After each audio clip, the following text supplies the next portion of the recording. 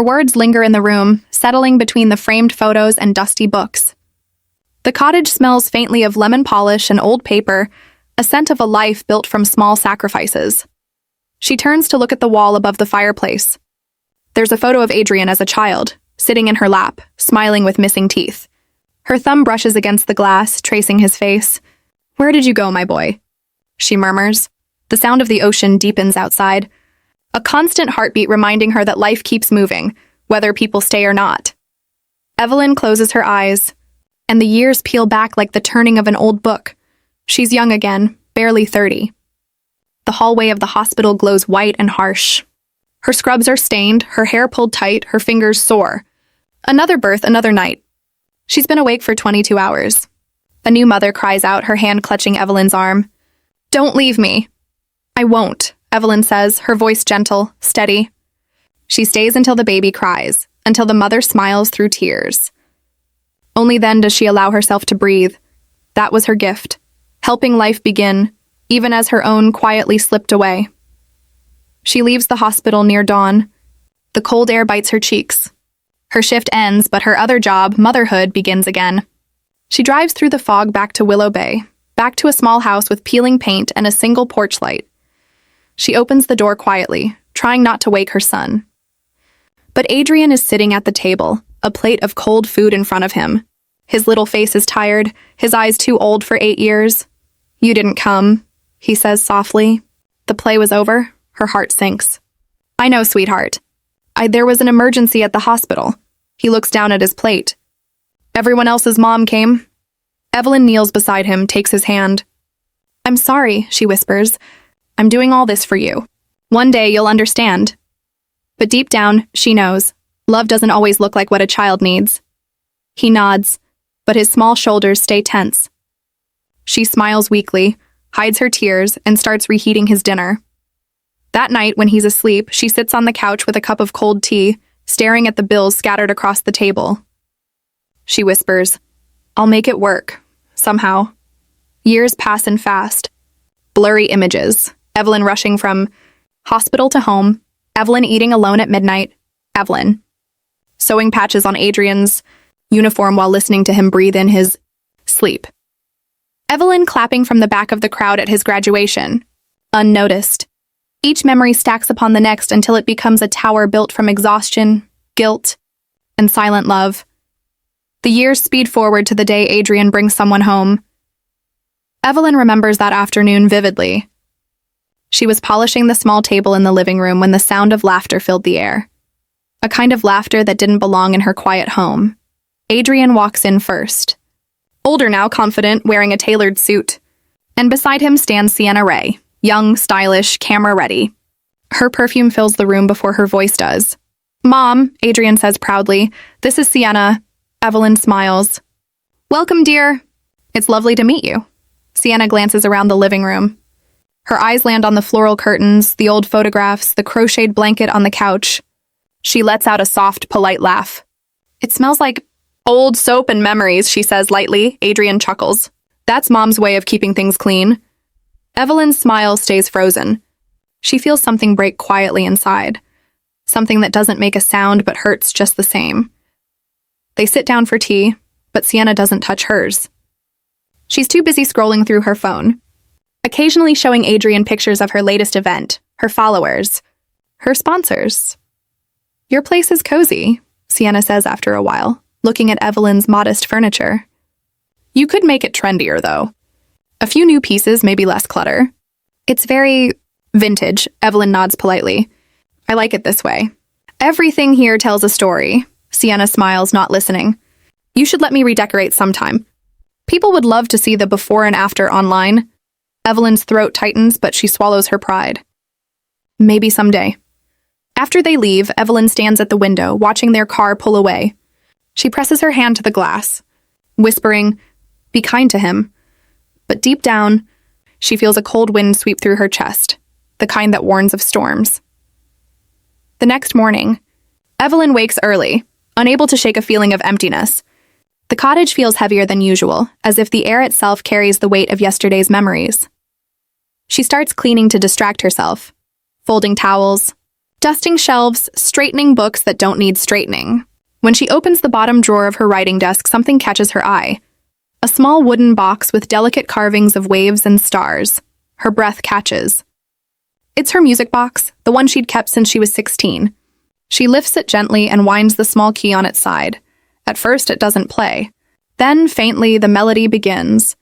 Soft, shaky notes of the lullaby she once wrote. Sea without ceiling. The sound fills the room, bringing back 1,000 memories at once.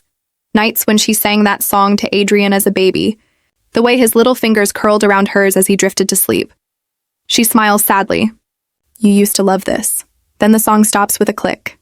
She opens the box, and inside, under the broken gears, lies the torn sheet of her handwritten music. The edges are crumpled, the ink faded. A flash of memory strikes her. Teenage Adrian, frustrated during one of his rebellious phases, throwing the sheet into the trash.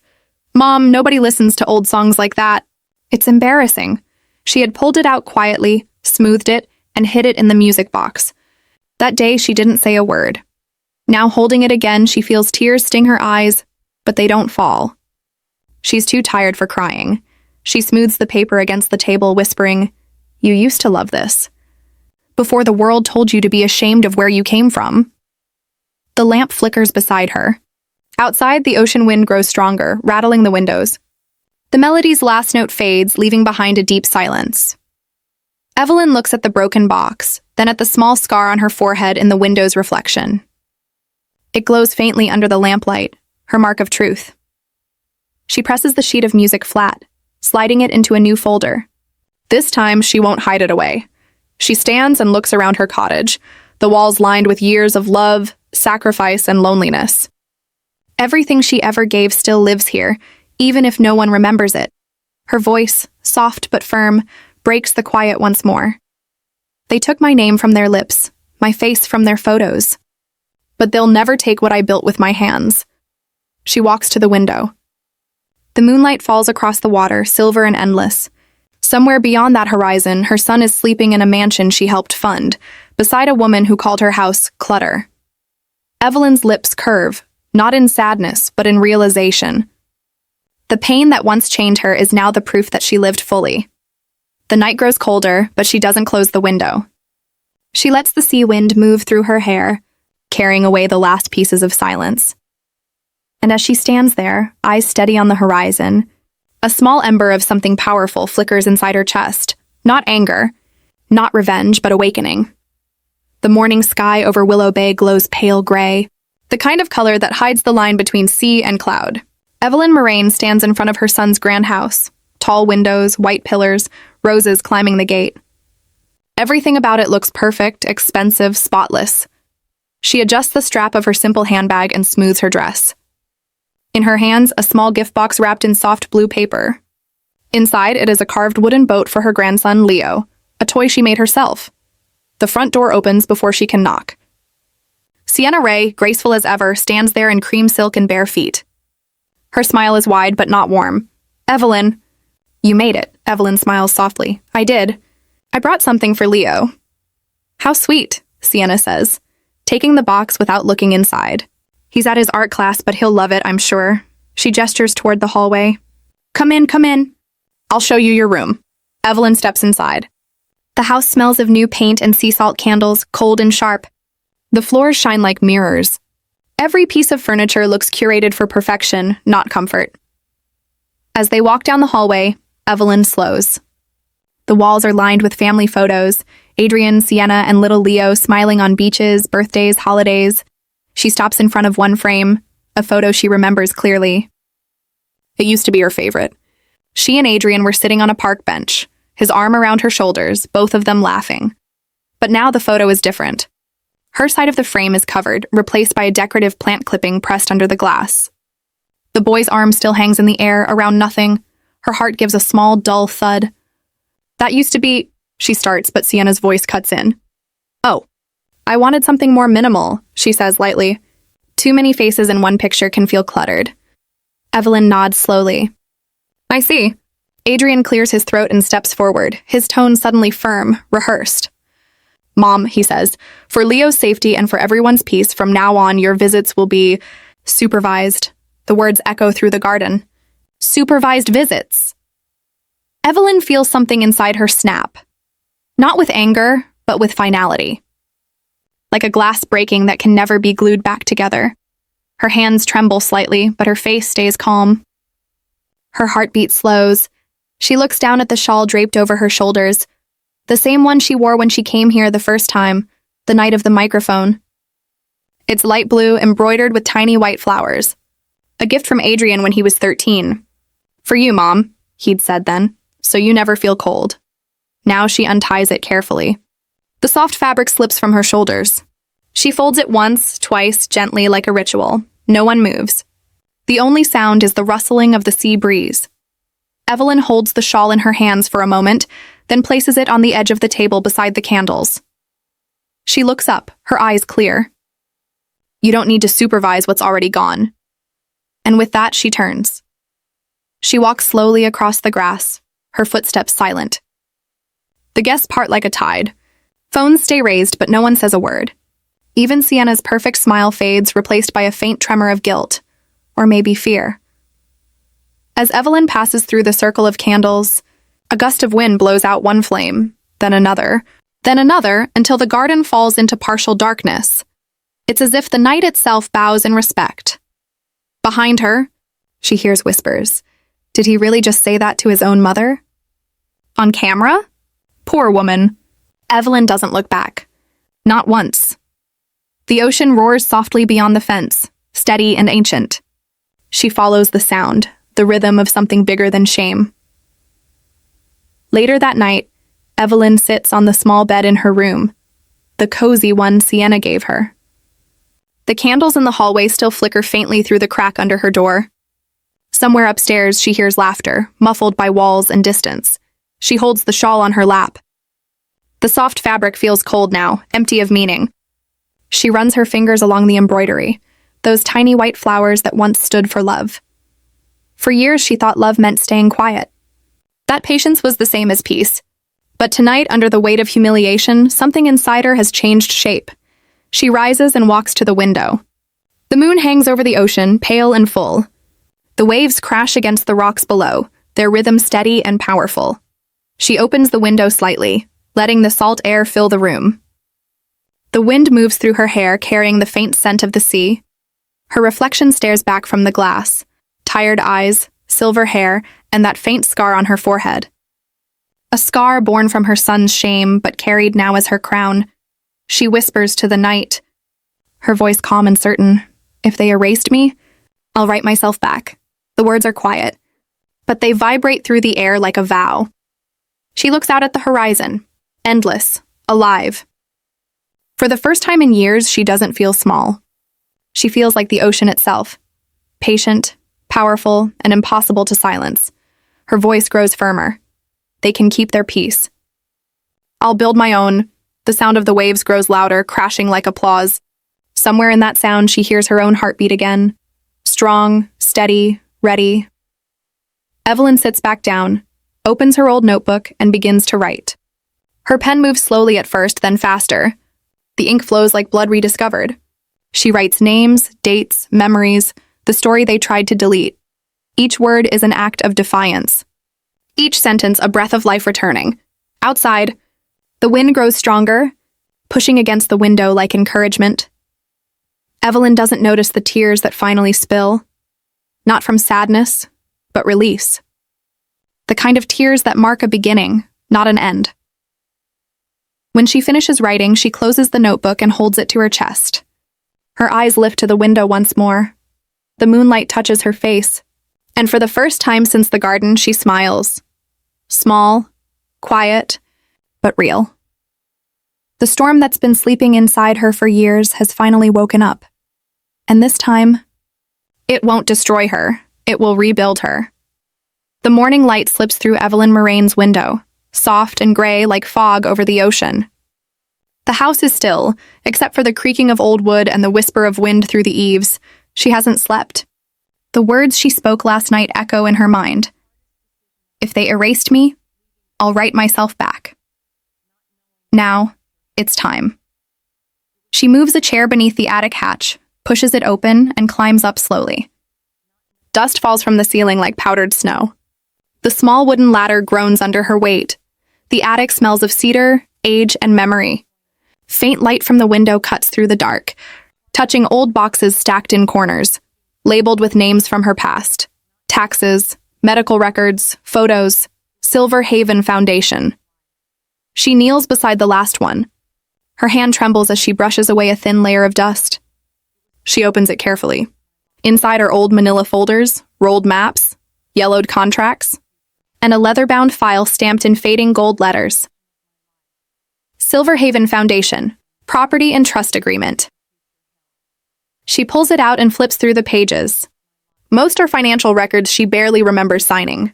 Then she stops at a section titled Clause 4B, Founder Rights Reversion. And for the first time in years, Evelyn feels no ache, no emptiness, just peace. Time passes, and with it, life returns to gentle rhythm. Evelyn's cottage, once lonely, now glows every Thursday evening with laughter and light. The hand-painted sign on the door reads, Evelyn's Wisdom Circle.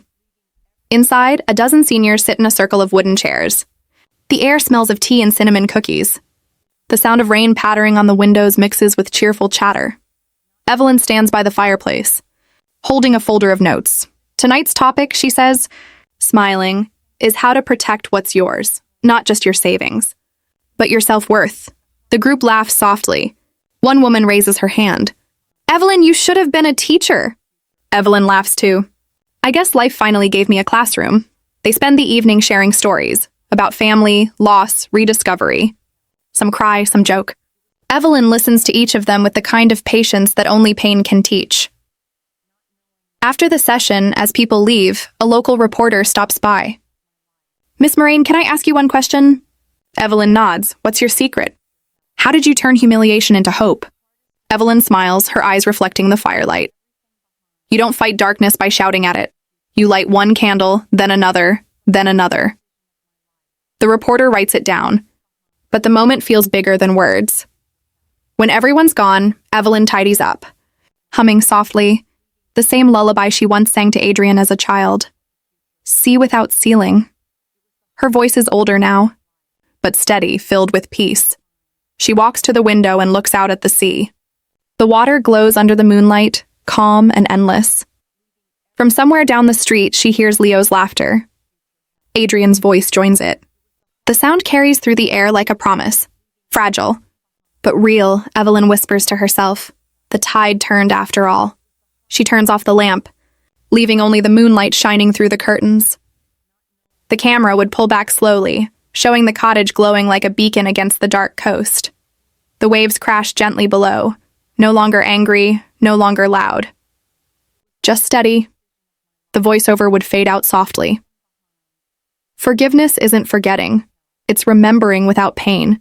And when a woman remembers her worth, the whole world learns what strength sounds like. The morning sun spills through Evelyn Moraine's ocean view windows, soft and golden. The storm is long gone.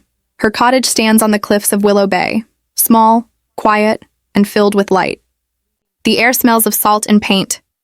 She stands barefoot on the wooden floor, brush in hand, painting her walls in shades of sunrise, amber, cream, and gold. Each stroke feels like reclaiming a piece of her heart. Behind her, a small speaker plays the soft melody of her old lullaby, Sea Without Ceiling. The tune rises like a memory.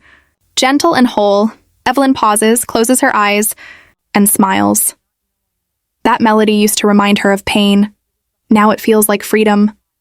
The camera moves slowly through her loft, wide windows, soft curtains moving in the ocean wind.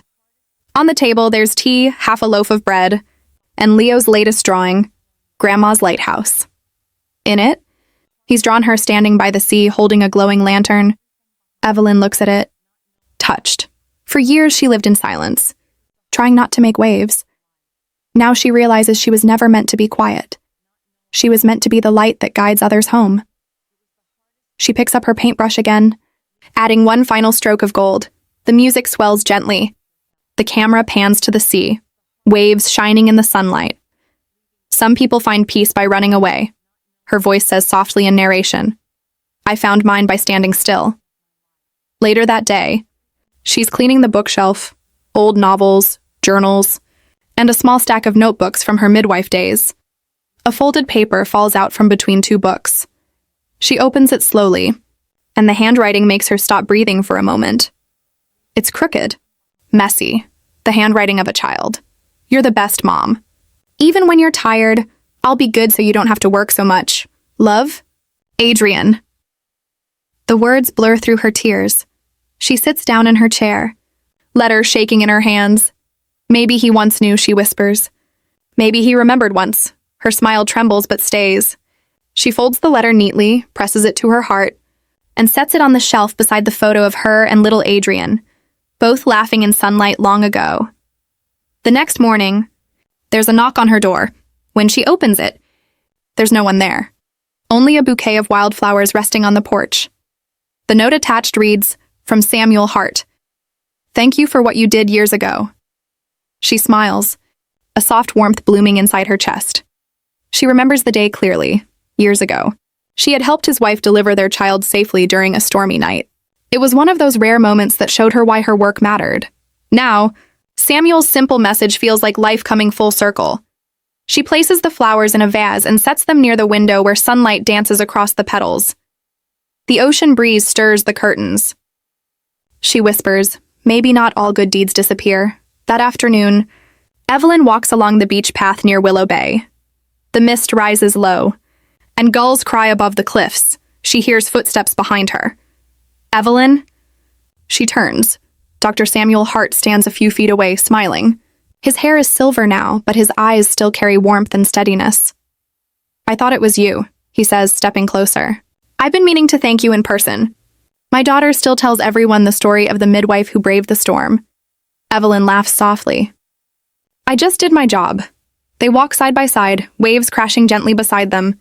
Samuel listens quietly as Evelyn tells him everything. The betrayal, the silence, the fund, the forgiveness. He doesn't interrupt. He just listens, really listens.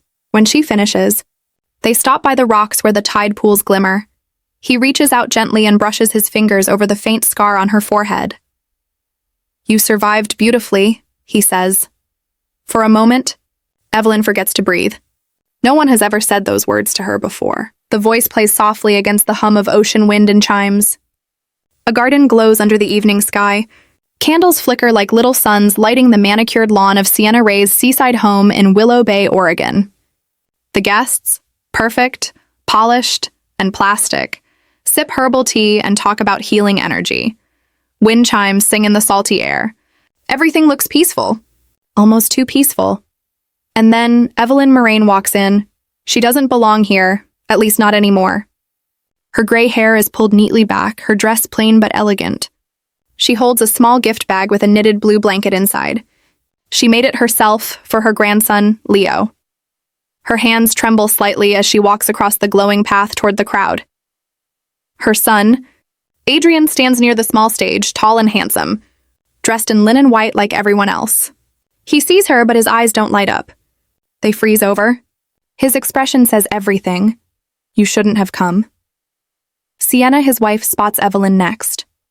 Her smile widens like a blade. She waves, pretending delight. "Evelyn, you made it!" she says, her tone sweet but sharp. The guests turn, curious, watching the older woman step into the golden light. Evelyn forces a polite smile. "I wouldn't miss it," she says softly. Her voice shakes just a little, but her pride holds her upright. She looks for her grandson, Leo, 4 years old, cheeks like peaches, hair the color of honey.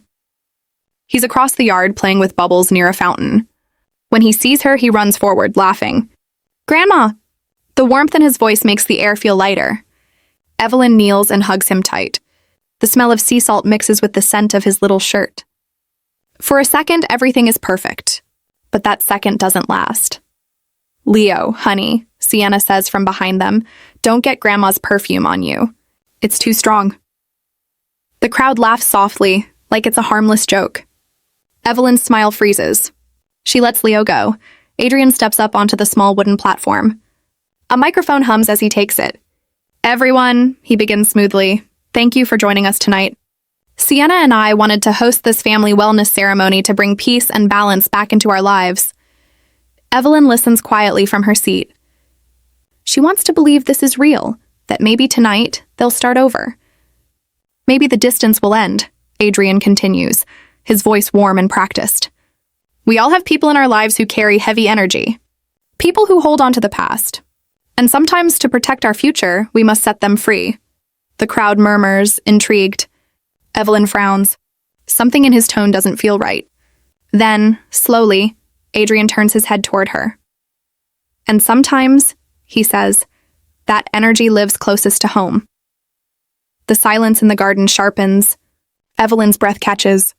Her heart thumps once, heavy and loud. She knows he's talking about her. She wants to believe she's wrong, but every eye has turned toward her now. Some people, Adrian continues, his voice louder now, refuse to let go of bitterness.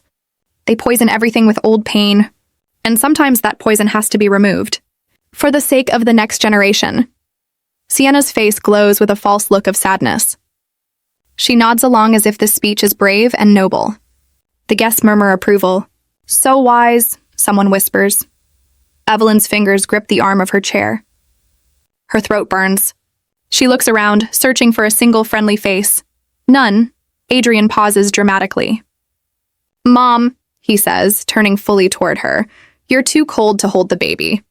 The words slice through the night like glass. Every guest freezes. The only sound is the gentle click of phones being raised. Recording. Evelyn stares at him, unblinking. Her lips part, but no sound comes out. The world tilts. The candles sway in her vision. What? She whispers. Adrian lifts his chin, face unreadable. You heard me. Your energy disturbs the peace in our home. For Leo's sake, you should keep your distance until you learn to heal. It's meant to sound calm, reasonable, but it's humiliation dressed as compassion. Gasps spread through the crowd. Someone whispers, in front of everyone? Another mutters, that's his mother. Evelyn rises slowly from her chair. Adrian, she says, her voice shaking. You can't mean this. Before he can answer, the microphone slips from his hand. Whether by accident or intent, no one knows. It hits the edge of the table and bounces, striking Evelyn across the forehead. The crack echoes. She stumbles back. A thin red line blooms across her skin. Gasps fill the air. Sienna rushes forward with a silk napkin, her voice sharp and false. Oh no, don't move, Evelyn! She presses the cloth to the wound, but too hard, too rough, smearing blood. Then she leans close and whispers just loud enough for the guests to hear, please don't stain the baby's aura. Laughter ripples through the crowd. Soft, uneasy, cruel laughter. Evelyn's eyes sting, not from the blood, but from the betrayal. Her own son stands frozen, saying nothing. Not one word of apology. Not one gesture of care. The boy she once held through fevers and nightmares watches her bleed. His face blank. The world slows. The wind stops. Even the candles seem to flicker in shame. She lowers the napkin from her forehead and looks at Adrian. Really looks. For the first time, she doesn't see her son. She sees a stranger. Her voice comes out calm, almost too calm. If this is peace, she says, then I prefer pain. The crowd falls silent. Sienna's smile falters. Evelyn places the bloodied napkin on the table, turns away, and begins to walk. The cameras follow her as she moves through the golden garden path. The guests part, their perfect linen sleeves brushing her as she passes. No one speaks.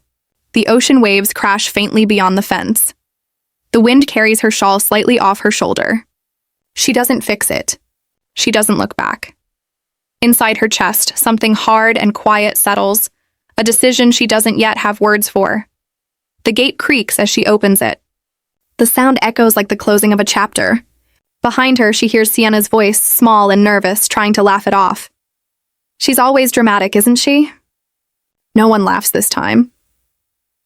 Evelyn steps onto the cobblestone path that leads down toward the shore. Her shoes click softly. The sea breeze cools the blood on her forehead. She reaches up and wipes it away with the edge of her sleeve. The salt air stings, but she doesn't flinch. She looks out at the water where the horizon blurs between sky and sea. The sound of waves fills her ears like a heartbeat. For years, she's been quiet, believing silence meant strength, believing love meant patience, believing her son would one day remember who she was before Sienna's voice filled the air between them. But tonight, something inside her has cracked open, and through that crack, A light seeps in. "I've carried his peace my whole life," she whispers to herself. "And he just broke mine." The moon slips out from behind a cloud, lighting her face. The line of blood across her forehead glows faintly in the silver light. A mark of humiliation, but also strangely of awakening. She walks down to the sand and lets the water touch her shoes. The cold bites through the fabric, grounding her in the present. The sound of laughter from the garden fades into the night, swallowed by the sea. She whispers again, more to the wind than to herself. "Enough."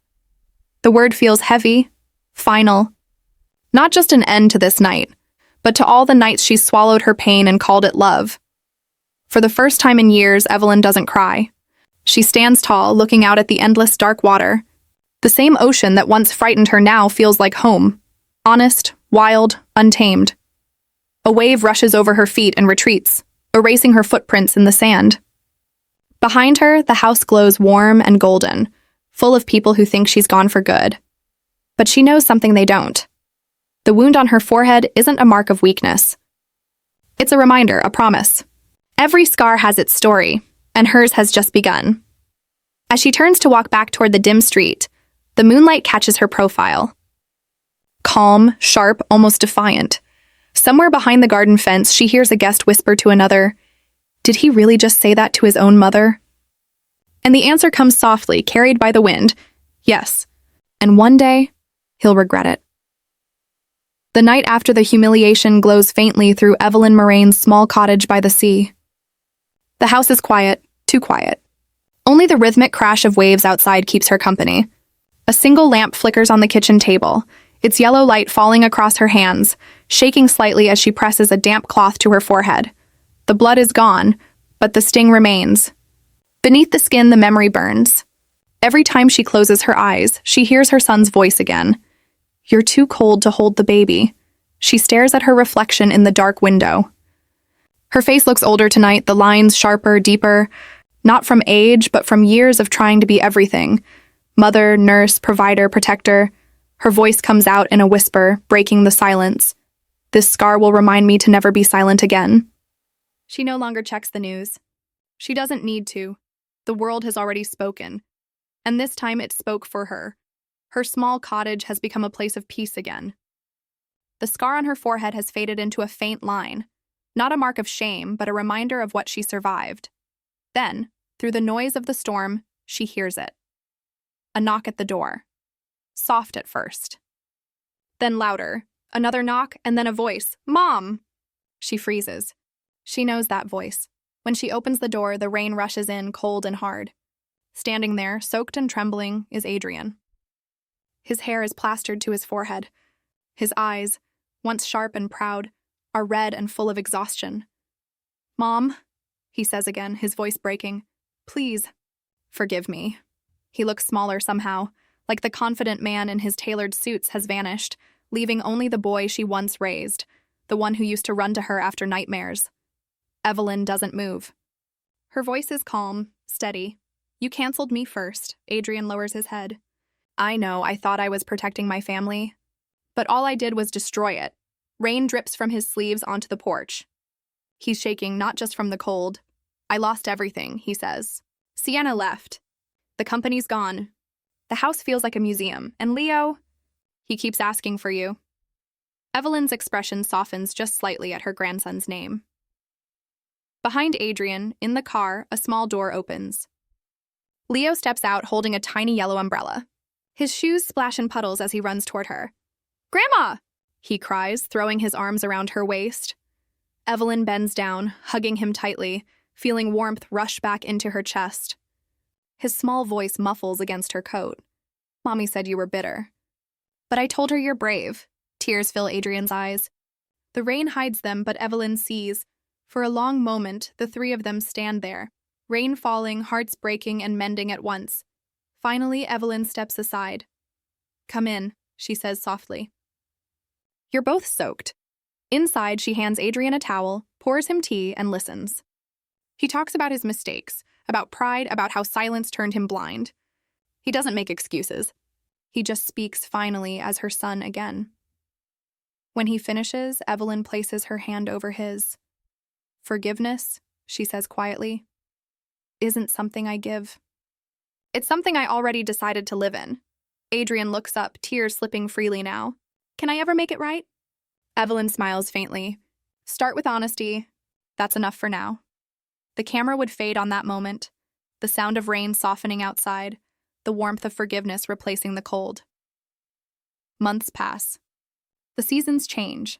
The once humiliated woman becomes the face of hope in Willow Bay. A large white tent stands in the same garden where it all began. But this time, it's not Sienna's stage, it's Evelyn's. Banners read, "The Evelyn Beacon Fund, lighting futures from the shadows." Chairs fill the lawn. Cameras flash, but the tone is different. Respectful, eager, proud. Evelyn steps onto the small platform. She's wearing a soft gray dress, the same color as the sea on calm mornings. A pin of silver light glints on her scarf, a symbol of rebirth. She looks at the crowd, faces old and new. Young and hopeful. Behind her stands Leo, now older. His eyes bright, Evelyn takes a deep breath and begins. They called me cold once, and I believed them. I thought love meant being soft, quiet, invisible. But cold isn't cruelty. Cold is clarity. I turned coldness into light. The audience claps. The sound gentle but sincere, she continues. Her voice carrying strength and peace. This fund is for women who've been silenced, for mothers who gave everything and were left with nothing, for anyone who was told they don't belong in their own story. She pauses, looking down at Leo, who smiles proudly. Our first scholarship, she says warmly, goes to a young dreamer who reminded me that courage begins in small voices. She places her hand on Leo's shoulder. To my grandson, Leo Moraine, may your kindness always speak louder than fear. The crowd stands, applauding. Cameras capture the moment. A full circle of love reclaimed.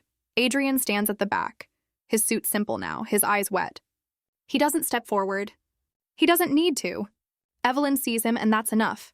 He claps quietly with both hands. Not for himself, but for her. She smiles, this time for real, not the polite kind. Not the brave kind, just pure, quiet peace. They continue walking, their shadows blending into one on the sand. Some people walk into your life, Evelyn's narration says softly. Not to change it, but to remind you it's still worth living. Weeks later, Evelyn sits at her writing desk in the loft. The sea wind plays with the papers spread before her. The screen of her laptop glows with the title, Letters from Evelyn, Issue 1. She types slowly, her words clear and honest.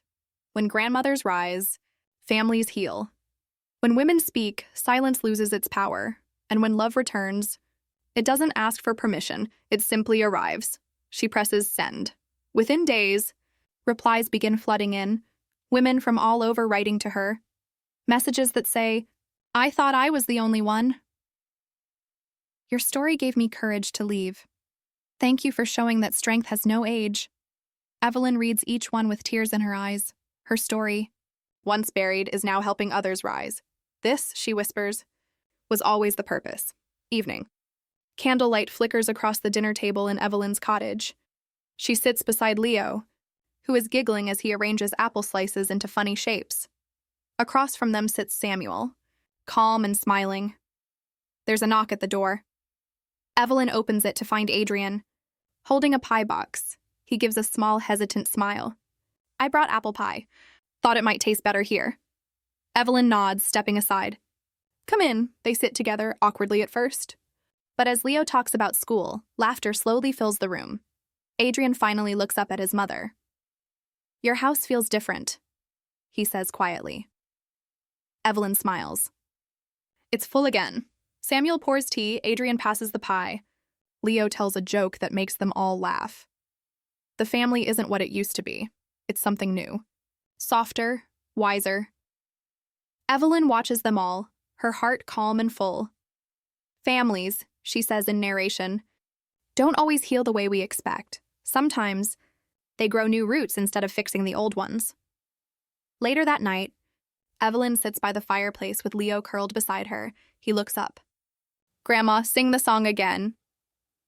Evelyn smiles and begins to hum Sea Without Ceiling. Her voice is soft, rich with emotion. Leo hums along, trying to match her tune. As she sings, The camera pans over the cottage, photos, candles, laughter, the life she rebuilt. The lullaby fills the air, carrying every memory, every tear, every victory. It was never just a song, her narration says quietly. It was the sound of surviving, and then choosing to live. Weeks later, a TV crew films outside Evelyn's home. A smiling reporter says, "She was once humiliated in public. Now she's hailed as the grandma of Willow Bay, a woman who turned pain into purpose." The camera shows Evelyn teaching children in her garden, helping them plant saplings. Behind her, a small sign reads, "Evelyn Beacon Fund, Growing Futures." Children laugh as they water the plants. Leo runs up to her and hugs her waist. She smiles at the camera, not proud, not boastful, just peaceful. The wind catches her gray hair, and the sound of the sea rises. "Legacy," her voice says softly in narration, "isn't what you leave behind. It's what you light in others while you're still here." Night falls again. The ocean waves reflect against her window. Evelyn sits in her chair, holding a warm cup of tea. The world outside is quiet, bathed in moonlight. She looks out at the sea and whispers to herself, "They said I was cold. I turned coldness into calm, pain into purpose, and silence into strength." Her reflection in the glass glows softly. The same woman, but finally whole. The camera pans to the sea. The wind chimes sing their gentle tune. The first light of dawn spills across the horizon, painting the waves gold. Evelyn steps out onto her porch. Watching the sunrise, her smile is small but eternal. Final narration. When women find their voice, the world remembers their name. This is mine. And now, it's yours too. The screen fades to light, waves shimmering, music rising, and the words appear on screen, based on the spirit of every woman who refused to disappear. Some stories don't end with revenge. They end with peace, the kind that's earned through pain, not given by others. Evelyn Moraine didn't win by shouting louder. She won by choosing silence until her truth spoke for itself. They tried to erase her name. But now, it's written where it can never fade, in the hearts of those she helped. Because when women remember their worth, the world remembers their name. If this story touched your heart, don't forget to share it. Somewhere out there, another woman needs to hear that it's never too late to rise again. Subscribe for more true stories of strength, forgiveness, and second chances. Sienna keeps walking, chattering about curtains, furniture, color palettes, the language of a woman building an image. Evelyn follows quietly, her shoes barely making a sound on the polished floor. At the end of the hallway, Sienna opens a small door. Inside is a narrow, dim room. A single window faces the fence, the curtains closed. There's a bed, a nightstand, and a small lamp with a flickering bulb. "It's cozy, right?" Sienna says, smiling sweetly. "I had the guest room repainted last week. Sage green is trending." Evelyn steps in. The air smells faintly of paint and cleaning spray. She sets her handbag on the bed. "It's nice," she says quietly. Sienna claps her hands together. "Perfect. Dinner's at 7. Oh, and if you could keep the door closed, the smell of your lotion is a bit strong for Leo's allergies." Evelyn nods, even though she doesn't use lotion. When Sienna leaves, Evelyn sits on the edge of the bed. The house hums with distant laughter and soft piano music, but here in this small room, it's silent. The window doesn't open easily. The air feels heavy. She looks around and realizes there's nothing of hers here. Not a picture, not a trace of her life. The room feels less like a guest room and more like a waiting room for someone the family has already forgotten. She whispers to herself, "So this is where I belong now." The next morning, sunlight seeps weakly through the thin curtains. Evelyn wakes early and makes coffee in the kitchen. She moves quietly, careful not to disturb anyone. The house feels like a museum, beautiful but lifeless. Every cup, every plate perfectly placed. She hears voices in the hallway. Sienna is leading a group of friends through the house, their heels clicking against the marble floor. Evelyn recognizes one of them, an influencer she's seen online. Their laughter fills the air, smooth and rehearsed. As they enter the kitchen, Evelyn steps back, holding her mug. "Oh," Sienna says, surprised to see her. Then she smiles at her guests. "Everyone, this is Evelyn. She helps around the house, keeps things tidy." The words hang in the air like smoke. The women nod politely. One of them says, "You're lucky to have someone so dedicated. My housekeeper keeps quitting." They laugh. Evelyn's heart sinks. Her lips part slightly, but no sound comes out. She isn't the housekeeper. She isn't help. She's his mother. But Sienna has already moved on, showing off the new kitchen island and the imported ceramic backsplash. "We wanted something neutral but elevated," she says, running her fingers over the countertop. Evelyn places her coffee cup down slowly, afraid her hands might shake. Her stomach turns cold. The women move into the next room, still talking. Evelyn stands there alone in the empty kitchen, the sound of their laughter echoing down the hall. For a moment, she stares at the marble counter, at her reflection faintly visible in its polished surface. It's strange. She looks like she's fading right out of her own life. She wipes her hands on her apron, even though there's nothing on them, and whispers under her breath, "I helped him build this home. And now I'm a stranger in it." The clock ticks loudly on the wall. Somewhere upstairs, she hears Leo's laughter. That sound keeps her from breaking. Later that afternoon, Evelyn sits on the porch swing behind the house. The garden here is smaller, quieter, a place the guests never go. She's knitting a scarf for Leo, soft gray yarn between her fingers. The rhythm of the needles keeps her steady. The sliding glass door opens, and Leo runs outside, holding a toy car. His cheeks are flushed, his smile bright. "Grandma!" Her face softens instantly. "Hey there, sunshine." She pats the seat beside her. "Come sit with me." He climbs up next to her, swinging his legs. "Can I tell you something?"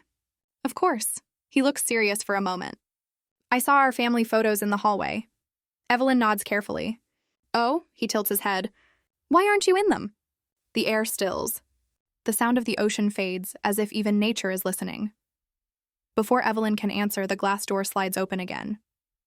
Sienna steps out, her smile tight. "Leo, honey, don't bother Grandma with questions." Leo frowns. "But why isn't she in the pictures?" Sienna's tone shifts into practiced patience. "Because Grandma doesn't fit our brand, sweetie." Evelyn freezes. She doesn't even know what to say. Sienna kneels down to Leo's height. "You know how Mommy has a certain look for her videos? Grandma's a little different." That's all. Leo looks confused. "But I like Grandma's look." Sienna's smile twitches. "That's sweet, baby. Go play in the garden, okay?" Leo slides off the swing, glancing back at Evelyn before running toward the flowers. Sienna straightens her posture. "Please don't take it personally," she says softly. "It's not about you, it's just about image." Evelyn looks down at her hands. The yarn has tangled. "Image," she repeats, her voice flat. Sienna's phone buzzes. "Anyway, I have to record something. Dinner's at 6. She turns and walks back inside, leaving the faint scent of perfume in the air. Evelyn sits there, still, the scarf half finished in her lap. The garden is quiet again except for the rustle of leaves. She stares at the empty space beside her, the spot where her grandson sat a moment ago, and whispers, "They took my face from their pictures, but they'll never take me from his memories." Her eyes glisten, but she doesn't cry. Not anymore. The sun lowers, spilling gold light across the fence. The shadows of the roses stretch long across the ground. Inside, laughter echoes faintly, distant, unreachable. Evelyn watches the horizon, her expression calm, almost blank. It's the look of someone who has learned that silence can be both prison and protection. As the light fades, her whisper carries through the wind. "They've erased me from their world. But they don't know I'm still watching, still here." She picks up her needles again and begins to knit, each stitch a silent defiance, each loop a heartbeat of strength. The camera would linger on her hands, slow and steady, as the sun sinks behind the sea, the last light glinting off the faint scar on her forehead. The evening air tastes of salt and flowers. The sound of chimes dances with the sea breeze, and once again, Sienna Ray's garden glows with golden light.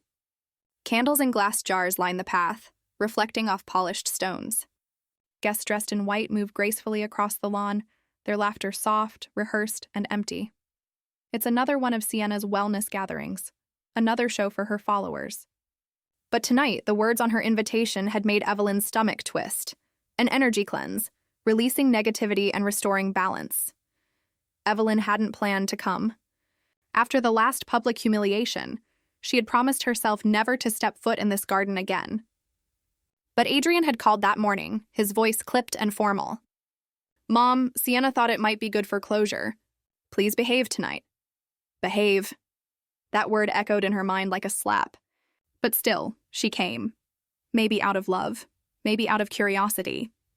Maybe because deep down she wanted to see just how far they'd go this time. As she walks into the garden, heads turn. Some guests smile politely. Others whisper. She can almost hear their thoughts. That's her. The bitter mother. The one he had to cut off for his peace. Sienna stands in the center of the garden, radiant in white silk, holding a golden clipboard. Adrian stands beside her, hands clasped, his expression unreadable. Around them, candles flicker and crystals sparkle under the moonlight. "Welcome, everyone," Sienna says, her voice smooth and serene. "Tonight, we gather to release the energies that hold us back. People, memories, habits that no longer serve love and light." The guests nod, murmuring approval. A few raise their phones, already recording. Sienna continues, her smile never faltering. "I've prepared a list of energies to release for the good of our home, our family, and our community." She lifts the clipboard slowly, theatrically. Evelyn feels her pulse quicken. Something deep inside her warns her to brace herself. Sienna reads the first name. Evelyn Moraine, highly toxic. The words fall like stones into silence. Evelyn blinks. For a moment, she thinks she misheard. But then the guests shift uncomfortably. One woman looks down at her sandals. Another nervously adjusts her necklace. Adrian's jaw tightens, but he says nothing. Sienna's tone remains soft, spiritual. "We release this energy with love. We wish her healing, but from a safe distance." Someone claps weakly, unsure if they're supposed to. Another guest starts recording on their phone. Evelyn feels her hands begin to shake. The air around her seems to thicken. She steps forward, her voice calm but steady. "You could have said this privately, Sienna." Sienna's eyes widen slightly, but her smile doesn't break. "This isn't personal, Evelyn. It's spiritual. You've been holding on to bitterness, and it affects the baby's environment. This is just cleansing." Evelyn stares at her for a long, quiet moment. "You call this cleansing?" Sienna glances at Adrian. "Honey?" Adrian sighs, placing a hand on Sienna's arm. "Mom, please don't make a scene. We've talked about this." Evelyn's throat tightens. "No, Adrian. You talked." I stayed silent. "There's a difference," the crowd murmurs. Someone lowers their phone, unsure whether this is still part of the performance. Adrian's face hardens. "Mom, you're making everyone uncomfortable." Evelyn's voice trembles, but it doesn't break. "Good. Maybe discomfort is what you need to feel what I've felt." Sienna's voice drops, almost whispering. "Please, Evelyn. Don't ruin the ceremony." The candles flicker. The air feels colder. For a long second, Evelyn looks at her son, her own blood, standing there beside his perfect wife, pretending she's some shadow they can cast away. And then she realizes something. This isn't her shame anymore. It's theirs. Her eyes narrow as she reads aloud in a whisper. "If the appointed heir engages in moral or ethical misconduct, or acts in ways that harm the reputation of the foundation, all rights and assets revert immediately to the founder, Evelyn Moraine." Her heart races. She flips to the signature page. There it is, her name, written in neat blue ink dated 15 years ago. Her late husband's name, too, as witness. Evelyn stares at it for a long, trembling moment. Then she whispers, almost in disbelief, "It's all still mine." The words echo in the attic, mixing with the hum of the sea breeze outside. She stands, clutching the file to her chest. For years, she thought she'd given everything away. Her money, her legacy, her identity. But she hadn't lost it. She'd only forgotten where she put it, and now she remembers. She sets the box aside, wipes her dusty hands on her dress, and lets out a long breath. "Time to clean house," she says softly, but this time there's no pain in her voice, only purpose. That afternoon, Evelyn sits in a seaside cafe that smells of coffee, salt, and cinnamon. The sky outside is silver, the ocean restless. She watches the waves hit the rocks below as Mr. Grady Wells, her longtime lawyer and old family friend, sits across from her. He's in his 60s now, white-haired and sharp-eyed. His suit jacket is slightly wrinkled as if he came in a hurry. Evelyn slides the folder across the table. "Tell me if I'm reading this right. He puts on his glasses, flipping through the papers. The only sound is the faint scratching of pages and the hum of the espresso machine. After a long pause, he looks up, impressed. You're reading it perfectly. This clause is airtight. If your son violated the moral conduct agreement, you still own the entire foundation, every asset tied to it. Evelyn leans back, her heartbeat steady. So everything, the company, the shares, the trust fund he's using for his life, it's all mine? Wells nods. Legally, yes. And given the public humiliation you suffered, we can file a morality breach claim immediately. You'd regain full control within a week. Evelyn smiles, a small, quiet, dangerous smile. It's not the smile of a vengeful woman. It's the smile of someone who has just remembered her power. Mr. Wells leans forward, lowering his voice. Evelyn, it's time you stop surviving and start reclaiming. The words hit her like truth she's been waiting years to hear. She looks out the window at the sea, her reflection clear against the glass. Then let's begin, she says. For the first time in years, Evelyn Moraine smiles, not the soft, forgiving smile of a mother, but the sure, knowing smile of a woman who's about to change the story. That night, the wind howls outside. The ocean is dark and wild. Evelyn sits at her desk, surrounded by papers, letters, and her old laptop. The only light comes from a single lamp, glowing over her hands as they hover above the keyboard. The email is simple, no explanations, no begging, just truth. To Tracy Adrian Moraine, Bright Path Learning Corp. Subject: Activation of founder rights. You canceled me. I activate what's mine. Evelyn Moraine. She reads it once more. Then she clicks. Send. The sound of the mouse click feels like thunder. She leans back in her chair, her eyes calm. Outside, a wave crashes against the rocks, shaking the window slightly, as if the sea itself applauds. A few miles away, in his luxury office, Adrian's phone buzzes. The notification flashes across his screen. Account access revoked. Then another. Board authority suspended. And another. Funds frozen pending legal review. Adrian's voice rises in shock. What? That can't be. He calls the lawyer, the banker, the manager. No one can help him. The paperwork is real, the clause is valid, and the founder's name on every file is Evelyn Moraine. By dawn. Bright Path Learning Corp. The company he claimed to build no longer belongs to him. In her cottage, Evelyn sits quietly, sipping tea. The same silence that once hurt her now shields her. She whispers, almost amused. The world takes from the quietest women, until they remember how loud silence can be. The sea outside glitters as the first light of morning breaks over Willow Bay. 3 days later, the world wakes up to a storm.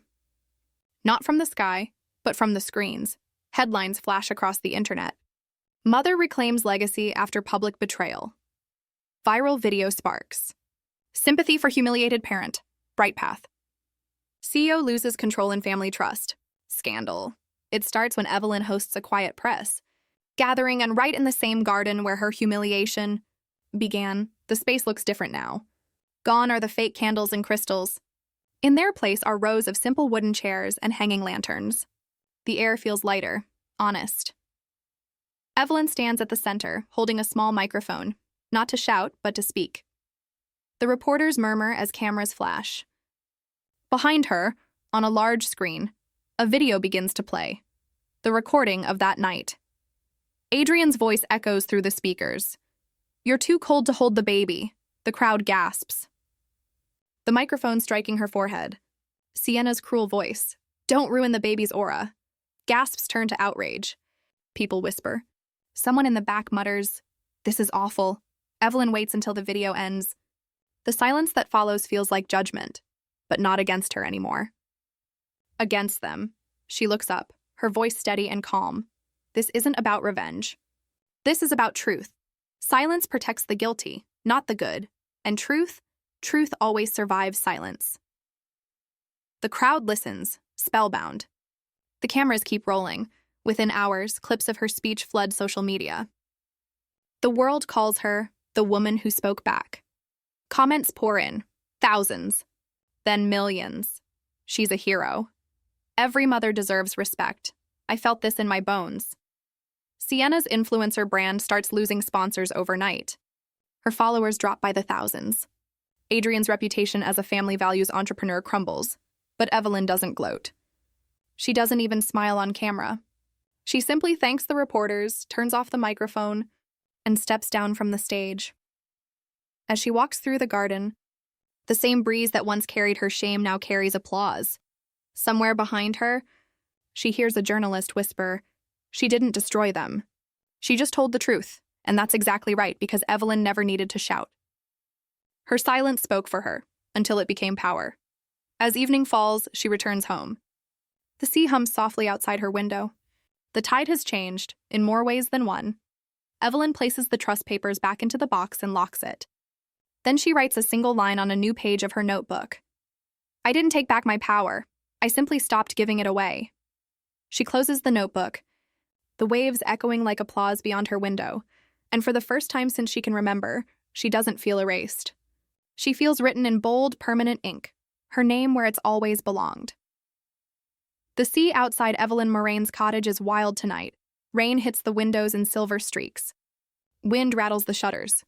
Yet inside, everything feels calm, like the heart of a storm that has finally run out of anger. A single lamp glows beside her armchair. Her knitting sits unfinished on the table, a scarf half done for Leo. The old clock ticks softly. Evelyn sits quietly, listening to the rhythm of rain, the music of change.